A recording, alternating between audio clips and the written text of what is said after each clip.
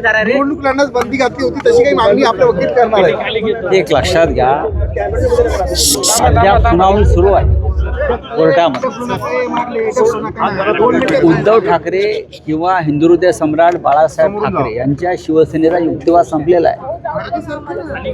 आता फुटीर गटाचं जे काय म्हणणं आहे, युक्तिवाद म्हणत नाही, त्यांना कोणता युक्तिवाद नाही, ते फुटीरच आहे.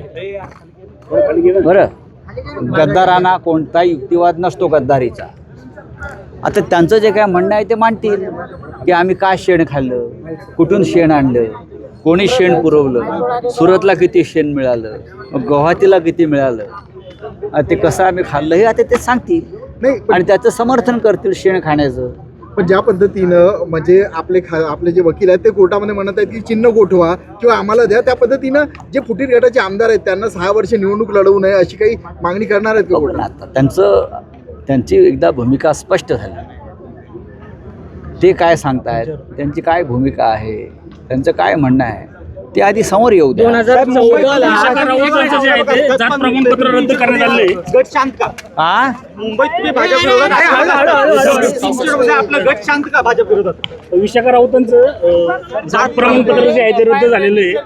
त्यांना नगरसेवक पद रद्द झालेलं आहे. बघा, हे सर्व जाणीवपूर्वक चाललेलं आहे आमची संख्या कमी करण्यासाठी. भारतीय जनता पक्षाचे 25च्या अधिक नगरसेवकांचं जात प्रमाणपत्रावरती आक्षेप आहे.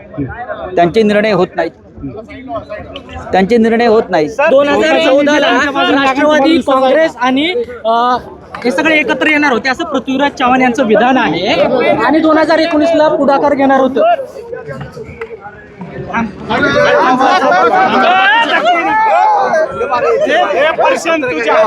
हरवलं